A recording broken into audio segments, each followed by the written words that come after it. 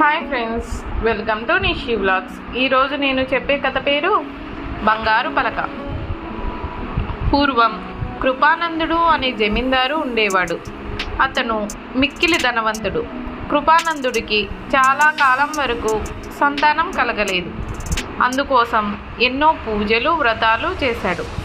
చివరకు ఎంతో కాలం తర్వాత అతనికి ఒక పుత్రుడు జన్మించాడు. ఆ బాలుడికి యశస్వి అని నామకరణం చేసి అల్లారు ముద్దుగా పెంచసాగాడు. ఒకనాడు బాలుడికి అక్షరాభ్యాసం చేయ సంకల్పించి స్వర్ణకారుడిని పిలిపించాడు కృపానందుడు.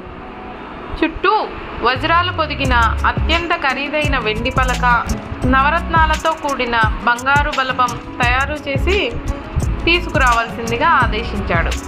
స్వర్ణకారుడు దగదగలాడిపోయి బంగారు పలక, వెండి బలపం తయారు చేసి తీసుకువచ్చాడు. జమీందారు బాలుడిని అక్షరాభ్యాసానికి సిద్ధం చేసి వెండి పలక మీద బంగారు బలపంతో దిద్దించబోగా ఒక్క అక్షరం కూడా పడలేదు. దాంతో బాలుడు ఏడవడం మొదలుపెట్టాడు. బాలుడిని బుజ్జగించడం కోసం కృపానందుడు అతడిని గుర్రబండి మీద పురవీధులలోకి తీసుకువెళ్ళాడు. ఒక చెట్టు కింద కొందరు పేద బాలురు కూర్చుని రాతి పలక మీద సున్నపు రాయి బలపంతో అక్షరాలు దిద్దుకుంటున్నారు. అది చూడగానే యశస్వి తనకు కూడా అలాంటి పలక బలపం కావాలని మారాం చేశాడు.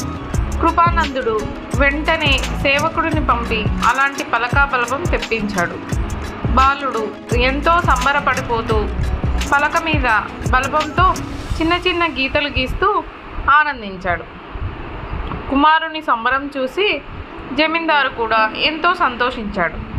మర్నాడు ఆ రాతి పలక మీద సున్నపురాయి బలపంతో బాలుడికి అక్షరాలు దిద్దించారు. ఈ కథ ద్వారా నీతి ఏంటంటే, తేనెతో దాహం తీరదు. చిన్న చిన్న వస్తువులు కావాల్సిన చోట అవే వాడాలి.